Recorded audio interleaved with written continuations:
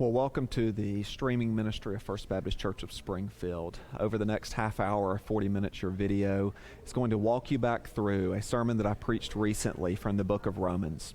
On Sunday mornings live right now, I'm preaching Romans chapter 9 through 11, but I think what you're about to watch will help prepare you for that and walk you through how Paul is talking about the gospel and God's goodness in it, how he saves and rescues, and I think it should be used in your heart to strengthen your walk with God and also in your mind to help you understand what's going on in the rest of the book of Romans. Thanks for tuning in, and if our church can serve you in any way, please don't hesitate to reach out to us. You can use our website, fbcspringfield.org, or you're welcome to email me, jason@fbcspringfield.org.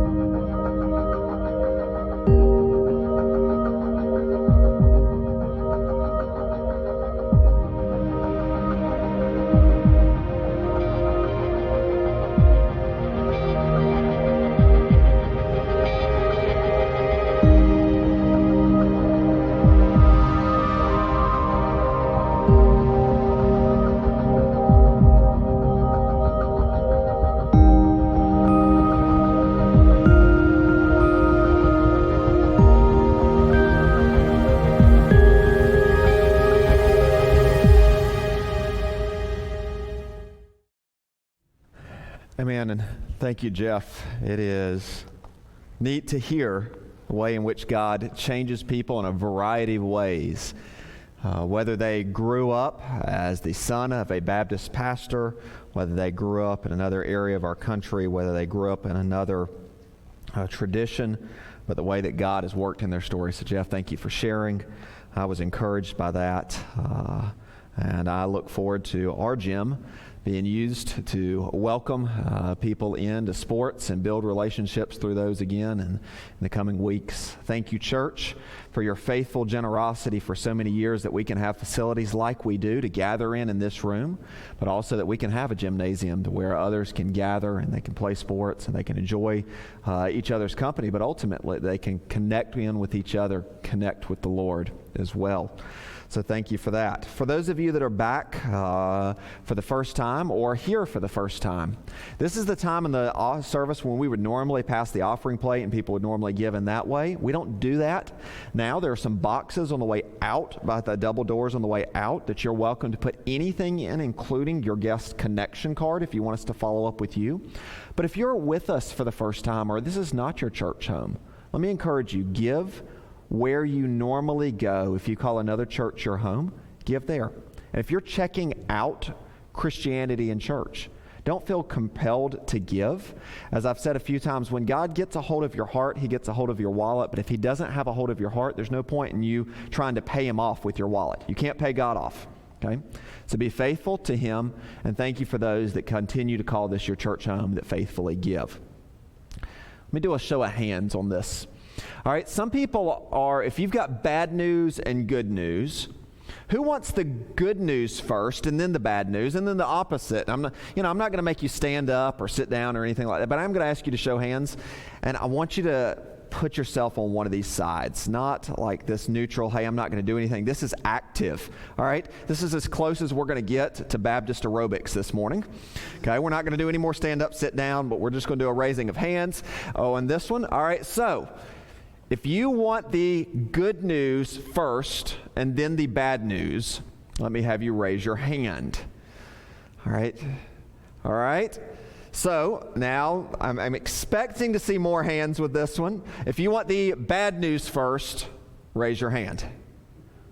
All right. Most of you want the bad news first. I'm in that camp. For those of you that want the good news first, I think it'd be an interesting discussion to put you on the spot and say, why do you want the good news first? I'm not going to make you say that, but ultimately, there's bad news first and there's good news first, people. I'm a bad news first person because I want to get it out of the way because I fear how bad it could be, and then I want to leave with the taste of the good news. In the words of Pastor Sam, though, he is on vacation today. I have a feeling he is a bad news first guy, and I think that could be epitomized in his food choices. He would tell you that there's a reason salad is first and dessert is last. That is the epitome of bad news, good news, right? In the theology of food, according to Pastor Sam, you're welcome to let him know on that. But parents, I'm sorry I didn't do you any favors there. But kids, you're tracking along with me on that one, okay? So salad first, dessert second. Paul, he gave us a foretaste, certainly, of the good news in Romans chapter 1. But then 60 verses or so of bad news. 60 verses of this is what it means to stand condemned apart from Jesus, to be stuck in sin, to need a rescuer.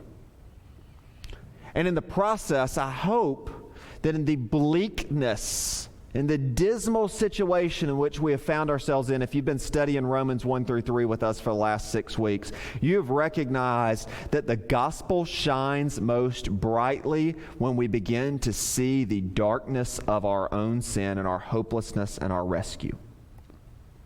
There's many in the world that would look at Christianity and look at Jesus and would refer to Jesus or think of Jesus as a crutch or a brace that comes alongside somebody, or maybe like a cane that helps you walk, helps you get from point A to point B.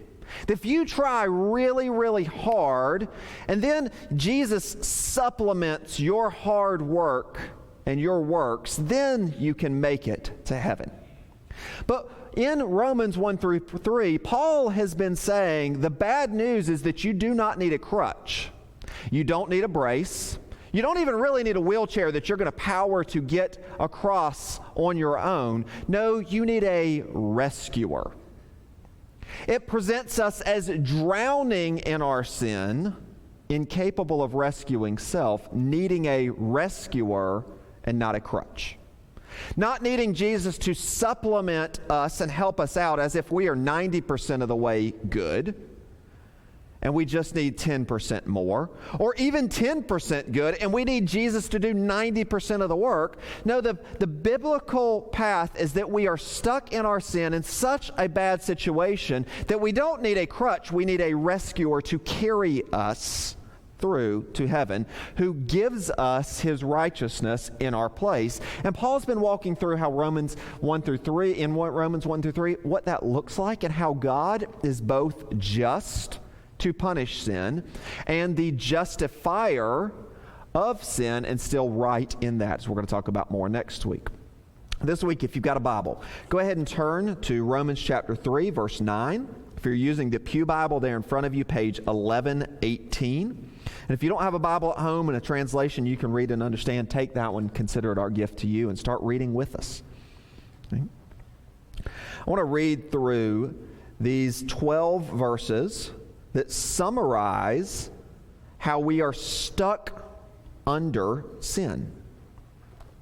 You're welcome to follow along as I read. It'll be along the screens as well. If you're watching from home, I'm reading from the English Standard Version. What then? Are we Jews any better off? No, not at all. For we have already charged that all, both Jews and Greeks, are under sin. As it is written, none is righteous, no, not one. No one understands, no one seeks for God. All have turned aside, together they have become worthless. No one does good, not even one. Their throat is an open grave, they use their tongues to deceive. The venom of asps is under their lips. Their mouth is full of curses and bitterness. Their feet are swift to shed blood. In their paths are ruin and misery, and the way of peace they have not known. There is no fear of God before their eyes. Now we know that whatever the law says, it speaks to those who are under the law, so that every mouth may be stopped, and the whole world may be held accountable to God. For by works of the law, no human being will be justified in his sight, since through the law comes knowledge of sin. This text today is both a summary of what he has been giving for the last 60 or so verses, but also is a chair text. If you're studying theology, theologians use the concept and talk about the concept of total depravity. Total depravity can be found in these verses. Now, when theologians use the term and pastors use the term total depravity, they don't mean that people are as sinful in their actions as they could possibly be, doing every sin of every type all the time. What they mean is that we are totally at our core rotten and depraved. That inside we are rotten and sinful and wicked. As I've said numerous times, and those of you that have had kids or been around kids know, listen, kids do a good job showing depravity. No parent sits down their kids and says, this is how you're selfish, this is how you lie, this is how you cheat, this is how you steal from other kids, this is how you punch another kid in the face when he takes your toy. Parents don't normally sit down and teach their kids that. It just comes naturally out of them because of what's inside them, which is the same thing that's inside of me. Sin, rottenness, wickedness is inside us. Therefore, when we exert ourselves, it comes out of us. Like garlic sweats out your pores, sin is released when you bump into other people and interact with other people. What's inside of you comes out. And we see it in kids. And Paul is saying, here's where we are at our core. Let me describe to you one final time where we are at our core. And he does so in a variety of ways. If you're taking notes today, 6 major points for today. The first of them is this.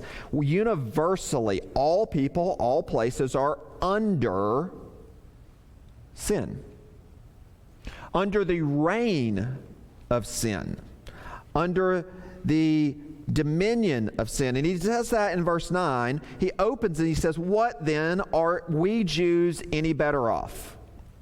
And what he's doing here contextually is he's been describing the plight of the Jews and the Gentiles, the Jews and the not Jewish people of the Old Testament. And he says in chapter 3, verse 1 and 2, hey, there are some benefits to the Old Testament Jews, namely that they have the Bible. But having the Bible does not make you okay with God. As Jeff talked about a minute ago, listen, I am confident in his catechisms that he learned a lot about the Bible, learned a lot about saints, learned a lot about people that have gone before. Having the Bible does not make us okay with God. And he goes on here, and now he's talking about the advantages as it relates to salvation. Do Jews and those that have the Bible, are they automatically okay with God? No, not at all. They're all under sin, under the dominion and the power of sin.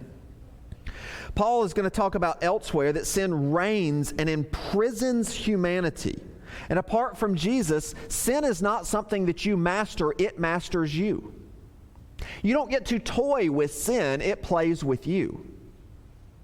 Sin takes you further than you want to go, keeps you longer than you want to stay, makes you pay more than you want to pay. It is always demanding that you sacrifice more while satisfying you less and less. Sin is a terrible master. And yet, Paul says we are mastered by sin unless we are mastered by Christ. We are under sin, which, by the way, as a hint for next week, is why Jesus did not send us a politician. It's why he didn't send us an educator. It's why he didn't send us an earthly liberator who was a conquering king. Because our greatest problem is internal, and it's sin and its dominion over us. He sent us a rescuer, a redeemer, a justifier, who is both the atoning sacrifice from God and the one who lives for us.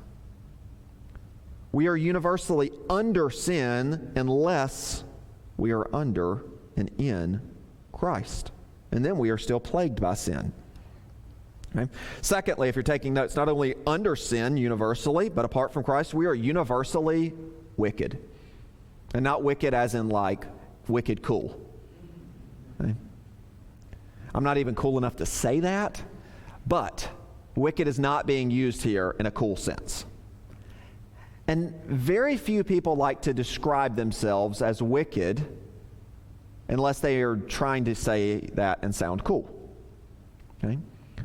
Most people think of themselves and will describe themselves as generally good, but most people would admit that at some point they have sinned. At some point, they've done something at least wrong, and many people would say, well, I've sinned some. But they would then go on to say, well, I'm generally a good person. And I'm never quite sure what generally a good person means. Does that mean that you're better than 49.9% of the population? Are you better than 50% of the population? But Paul says, no, listen, we're not generally good. We're universally wicked. And when we hear that, it's hard to hear. If you're sitting in your room right now watching this online, it's hard to hear what Paul says about our wickedness and us not being generally good. And he talks about us not seeking God and seeking righteousness. None of us. He doesn't say that 50% of people are generally good. He doesn't say that 5% of people are generally good. And he doesn't say 0.5% of people are generally good. No, he says we are universally wicked. If you've got that Bible still open in front of you, I want you to see the number of descriptive terms he puts here, all right? The number of times he says none or something like it. Verse 10, none is righteous, all right? If you didn't get that one, no. There's the negative. No, not one. All right, so we're at multiple negatives already. Verse 11, no one understands. No one seeks God. All, have turned aside. Oops, that's not where it's going, not positive there. All have turned aside. Together, they've become worthless. No one does good, not even one. None, no, not one, no one. All aside, together worthless. No one, not even one. Universally wicked. Universally, as Paul has said in Romans chapter 1, turning from the knowledge of God that we should have to making ourselves the epitome of life. As Jeff talked about his own life, he said, I decided that I didn't really want to give my life to God. I wanted to do it my own way. I had a lot of wild and wrong things I wanted to do before I gave life to God. I had a lot of selfish living to do. And that's the track record of humanity. Paul has said in Romans 1 that we take God off the throne, rejecting the knowledge of him that we should have. Instead of having God on the throne, we put self on the throne and we worship and serve self. Some of you right now, you're pushing back and you're like, well, listen, I don't worship myself. I don't have an idol to myself. You may not. But in our pride, we seek self. And ultimately, we worship ourself. And we do that sometimes under the guise of putting God first. But we put a different version of God on the throne, a version of God that we really like. And we deny the things about God that we're really not comfortable with because we're not comfortable with those. And we don't like that version of what the Bible says about God. So we're not going to think about those things about God. So we're going to put a version of God on the throne that looks like what we really want instead of what the Bible describes him as. It's just an aspect of our brokenness and our selfishness and our pridefulness of not accepting what the Bible would say about God, but instead putting a God on the throne that is of our own imagination. We are sinful, running from God unless drawn by God to him. As this text says, no one seeks for God. When you work through the pages of Scripture, in Genesis 3:8 through 10, Adam and Eve have sinned, and what do? They hide from God, and God seeks after them. In Luke 19:10, Jesus says he's come to seek and save the lost. When you look through the parables of Luke chapter 15, it's lost, found, rejoicing. But the one that's doing the seeking is pictured as God. God is seeking us, not us seeking him, unless we're drawn by the Spirit, because we selfishly worship self. We need God to redeem us, and we need God to redeem us from our universal wickedness. Now, I want to be clear. Though universally wicked, not every person manifests wickedness in the same way. And our earthly wickedness does look different in scale. Okay? I want to use an example provided by James Boyce in his commentary on Romans 1. He summarizes righteousness on earth in this way. He says, imagine that some American soldiers have been captured and they're in camp together. And their captors allow them some things to come in. One of those things that comes in is the game of Monopoly, which can last forever. But Monopoly comes in. And the soldiers, instead of playing the game, realize that this is an opportunity to not just play a game, but to have some currency. Some currency that allows for them to trade things in a much more efficient manner. Well, I imagine that over time, one of them is going to become significantly better than the others at buying low and selling high and recouping the majority of the money.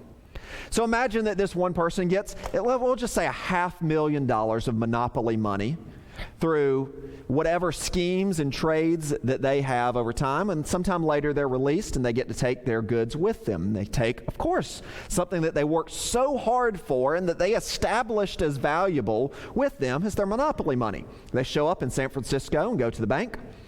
Say, I'd like to open an account, and I'd make an initial deposit of $500,000, and they hand them over the Monopoly money. And kids, what is that banker going to look at them? Give me the face that you think that banker is going to use when they turn in at the bank $500,000 of Monopoly money. I'm looking at you for a minute. Some bewilderment, some big eyes. I see those eyes. You are dead on correct. The banker's going to look at them like, what on earth are you doing here? You can't deposit your own currency at the bank. We only take legal tender. So also, Boyce says, human righteousness is like Monopoly money. It has uses in the game we call life. It's good in our interactions with others in the prison camp of sin and under its reign, but we can't deposit it with the eternal God. God requires divine righteousness for legal tender and not earthly ones. Romans 10:3 says, they did not know the righteousness that comes from God, so they sought to establish their own, not submitting to God's righteousness. All too often, we like the people of Israel, want God to accept our own currency of righteousness rather than come to Christ for the genuine currency He alone can provide. We may not be wicked compared to each other, but that's just Monopoly money righteousness and not righteous currency that God accepts. We're universally wicked, and even our own attempts to hide our wickedness by looking at others instead of the straight edge of God's rule is further exemplification of that universal wickedness. If you're taking notes today, our third point, verse 13 and 14. So we see our universal sinfulness in our speech, in the words that we use. Verse 13 and 14 talks about the throat, the tongue, the lips, the mouth, all organs of speech responsible for speech. And he says that the throat is like an open grave. This is worse than morning breath. This is the breath of death. Okay? This is speech of death. The odor is a stench of death. Tongues that deceive and speak forth lies. Poisonous lips and mouths that issue curses instead of blessing. It reminds me of James chapter 3. Deals significantly with the tongue and the speech. James 3:8 says that no human being can tame the tongue. It is a restless evil full of deadly poison. If you want to see how much further you have to do, even in growing as a Christian, you can examine your own speech in many cases. We see universal wickedness through the tongue. For some, that's a tongue that cuts down, like Proverbs 12:18 describes as rash words that are like sword thrusts that cut instead of heal. For others, the tongue and its wickedness is seen through gossip and through slander. For others, it is manipulation and it is lies. For some, it's all of the above. We can see our wickedness in our speech. Not only that, fourth point, verse 15 through 17. We see our wickedness and sinfulness through violence and destruction. Their feet are swift not to make peace, but to shed blood. Ruin and misery abound in their path, and they don't pursue peace. In many cases, world history is a history of war, not peace. Even the best peace treaties don't last but that long. Violence goes all the way back in the Bible to near the very beginning when Cain killed his very own brother. And education doesn't eliminate violence. Peace treaties don't hold up forever. History has often been marked by violence, and in many cases, it is violence of those that should be taking care of the weak, instead are abusing and preying on them. But listen, though history manifests violence against minorities and abuses of power by the powerful, we need to be aware of those injustices, but the solution is not more education about them. The solution is not more or less funding of certain things, and it's not more awareness or political campaigns. Because, as Moo says in his commentary, sin is fundamentally theological in its nature, but it is destructive sociologically.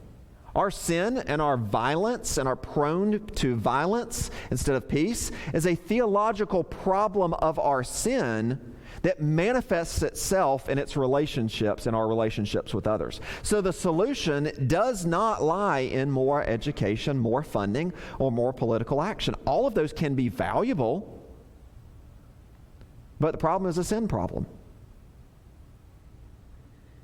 And let's be humble enough to acknowledge that Christians have been guilty of many of these same abuses over time. Let's be humble enough and have a posture of repentance, an acknowledgement that Christianity has not done particularly well, and that the Southern Baptist Convention was not founded on a series of rightness on social issues. Thankful for the way in which some of our leaders in the past have acknowledged that and have confessed that before God and men. But we've got to recognize that Christians haven't been perfect here, just as others have not been perfect here. And we need a posture of humility. A posture of humility, but that recognizes that the problem is a sin problem. And though Christians have been set free, as we're going to see later in the coming months in Romans, we've been set free from the power and the penalty of sin. We have not been set free from the struggle with the presence of sin. Verse 18. If you're taking notes, fifth way we see our universal wickedness is through a lack of fear of God. A lack of fear of God. Listen, people fear all sorts of things. I could bring up a couple of our deacons right now and just put them on the spot and tell me, hey, what are 2 or 3 things you're scared of? And I promise you, even the manliest of men in the room, all right? And I'm looking at him, all right? You're looking at Pastor Jacob right now, okay? Even the manliest of men is scared of stuff. Pastor Jacob's got some really weird things that he's scared of. I'm not going to confess them all to you, okay? They may have something to do with being short books instead of long books, okay? But Pastor Jacob, as the manliest of men in the room, has things that he's scared of. We all have things we're scared of. Boys and girls in the room, listen, you've got some things you're scared of. Some of them you have no reason to fear. You got no reason to fear darkness. You got no reason to fear spiders. You got no reason to fear lots of the other things. All right, now, maybe salad, okay? I don't know. No, you have no reason to fear salad. It makes you grow. It's good for you. Your parents, they didn't die when they ate it, so you will not either, okay? Humanity fears stuff. They fear whether it's small enclosed spaces, whether it's darkness, whether it's some sort of animal. Humanity fears things, whether it's public speaking. Most common fear is the fear of death. And many people fight the fear of death their entire life by trying to do things to manipulate or take advantage of technology and to take advantage of their body to make it appear as if they are not headed towards death down the road. Okay? myself included. I'm trying to take care of myself, trying to not look like I'm going to be, whatever age. We're all trying to do things to take care of our body. Listen, humanity is doing all of these things to avoid looking as if they are aging, which is bringing on death, and to fight against death, but know things in many cases to actually prepare for death. We fear all the wrong things. We fear the wrong stuff instead of the right stuff. Humanity fears stuff that does not. Fear sneezing in public. We fear all the wrong stuff instead of the right stuff. Instead of devoting our attention to preparing for life after death, and many times fearing death itself without an appropriate fear and respect for God. And this is nothing new. Hundreds of years before Christ, Isaiah wrote this in Isaiah 51, verse 12 and 13. You fear mortal men, the songs of men who are but grass, but you forget the Lord your Maker, who stretched out the heavens and laid the foundations of the earth. If you're not in a right relationship with God, there is actually reason to fear God and to tremble and tremor before Him, because His wrath against sin is justified and it is great. But if you are in a right relationship with God, marked by forgiveness and brought into being reconciled to God through Christ, then our fear should take on the form of great respect, admiration, and submitting to God and His desires for us, while being also able to recognize that we can call upon Him as Abba, Father, and in terms of dearness. There's a universal fear of the wrong stuff and a lack of fear of God, which, by the way, Proverbs says is the beginning of wisdom. So a lack of fear of God exhibits and means that there is nothing but foolishness in life. There's not even the semblance of wisdom where there is no fear of God. All right, sixth, lastly. Verse 19 and 20, he says that we are universally accountable to God. Every mouth might be stopped. The whole world may be held accountable to God, responsible to God. All accountable, all responsible to God. And listen, as I've said a few times before, God does not grade on a curve. He grades according to what we do with the cross. God holds us accountable for our actions. I remember one time in college, I was doing particularly poor in a class. A bunch of other people were doing particularly poor in a class. The teacher, I think, was late one day right before exams. And the class had a discussion on how long are we going to stay before the professor gets here or leaves. And one of the things that came up was, hey, we're all doing poorly, so therefore it is definitely the instructor's fault. Okay? Shows how smart we were. The next action that we decided was there's no way they will fail all of us. So none of us are going to study. There was about 80 people in the class. None of us are going to put a lot of effort out, because they will therefore curve all of us. So there's no point in one or two of us studying and trying to make the rest of us look bad. So let's all not study and let's all not try hard on the exam, or we'll all be okay together, because there's going to be a curve. We're not going to be accountable for this class. Well, grades come in. Final grades come in, and lo and behold, Pastor Jason has a D, which was better than many of the other students in the class, but I had a D because I earned a D. And I tried to explain to my parents how it was a bad instructor and I had a D.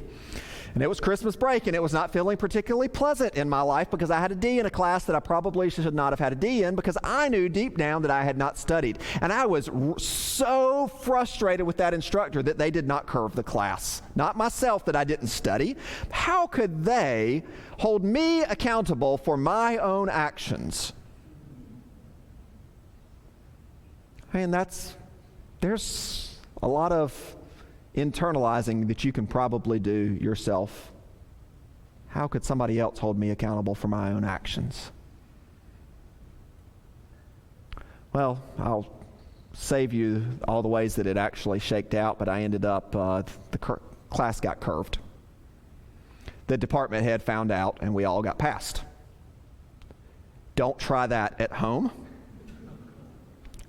But I say that to say that there is a world that we live in that does not do accountability and responsibility well.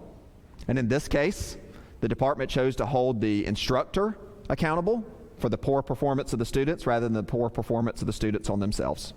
We have a whole world that says accountability does not belong to me. Responsibility does not belong to me. It's not my fault. It's somebody else's fault. It's my environment's fault. It's somebody else who did me wrong or treated me wrong or didn't give me the opportunity to learn in these ways. It's not me. It's somebody else. And listen, ultimately, that was a bad instructor. I had enough to know that that was a bad instructor. But the reason I failed the final was not the instructor. It was me. When it comes to God, God does not grade on a curve and look at us all and say, well, listen, 99.9% failed or 100% failed, therefore I must let everybody be okay. No, the Bible says that God holds us all accountable, responsible. Not for what others did to us, but for your own thoughts, actions, desires. God holds us all accountable for sin. Accountable for our own sin, not the sins of others, not in comparison to others. You know, a few weeks ago, I was working on a project on my deck at the house. I was rebuilding the top of it, and it's right at the ground level, and I'm not particularly good at projects, but I enjoy trying them, all right, and I enjoy working on them, and sometimes they turn out reasonably well. But I was working on it, and I got about 2/3 of the way through the project, and I felt like each board just wasn't looking quite straight at the cut. So I assumed myself was at fault at first. You know, I wasn't using a circular saw that many refer to as a skill saw until they see me put it in my hands, and then they don't call it a skill saw anymore. I was using a miter saw, which is supposed to come straight down and cut a straight line, because I know I cannot cut a 6-inch straight line. It is impossible for me to cut straight. I know myself too well, okay? So I'm using this miter saw, and I finally said, man, maybe the problem is with the saw. So I adjusted it from a 0-degree angle to a 1.5-degree angle, and all of a sudden everything started looking straight on the rest of the boards the rest of the way. All right, and now if any of you come to my house, you're going to look at my deck and you're going to see all my imperfections. Okay, so I got all the way to the last board where everything needed to fit in and be nice and tight. And lo and behold, instead of being out like a 32nd of an inch that you could see if you looked really closely, but you weren't positive you could see, I was out over 1 inch on one board. I thought, ooh, this is very visible. Like, you know, this is as visible as my thumb is. Okay, from the back of the room, you can see the error here. I thought, what on earth have I done wrong? I've adjusted the saw because it didn't seem straight. I've checked and made sure I'm cutting straight. Well, it turns out, as I used the measuring tape, I was able to find out where the error was. And in this case, the error was with the foundation, which was at the very end 1 inch bigger than it was against the wall of the house. So all along, I had a bad foundation that was 1 inch out of square, which is probably better than some of my neighbors that might be 3 inches out of square, but it is not perfectly according to the straight edge of the ruler. It was 1 inch out of square, so I kept laying all these boards on the top to try to cover up, and I cut things and I adjusted the standard of what was supposed to be straight to try to cover up for the fact that I had a bad foundation that was out of square. Listen, my deck's out of square, and it's 1 inch out. Why? Not because I did something wrong on laying the boards wrong or cut the boards wrong or because the saw was out of square. No, the foundation was wrong. So also, internally, our foundation is out of square. And you can cover it up by trying to redefine what straight and right is. You can cover it up by trying to put different boards of good works that are cut well on top. But if your foundation is out of square, you're going to end up out of square at the end. If you're out of square and not aligning with God's perfect word, eventually we're going to be held accountable for it. And in our accountability for it, God doesn't look at us and say, well, everybody else's deck is worse than yours. He doesn't look and say, well, you were doing pretty good for your lack of skill, Jason. He doesn't look at us and say, well, hey, you tried really hard. No, God holds us accountable. And the words of the text say when Paul is laying all this out and he's quoting from the Old Testament on what sin is and how universal it is, that our mouths might be stopped. That instead of saying to God, well, God, let me tell you why I did this. Well, let me tell you about my environment on this. God, let me tell you about how somebody else wronged me. Let me tell you about that person beside me that's way worse than me. That when we are held accountable by God, that our mouth is stopped. Or as my parents said, the back talk stops. Stop back talking God.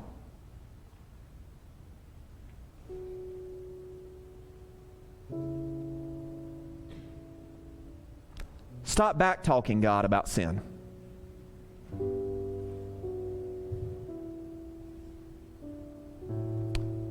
We're going to be held accountable universally. And that accountability can either fall upon you to bear the wrath of God against sin that you have done, or it can be borne by Christ in your place, who sought us when we were strangers, wandering from the fold of God, who loved us enough to step into our messiness and our sinfulness, to die in our place that we might have Christ's righteousness in our place. At some point, we're going to be held accountable.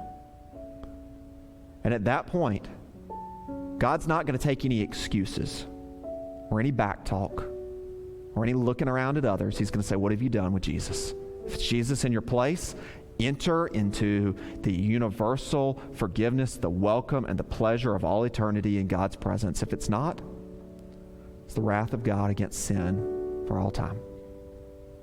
Christ in your place makes the bad news that we are shut up under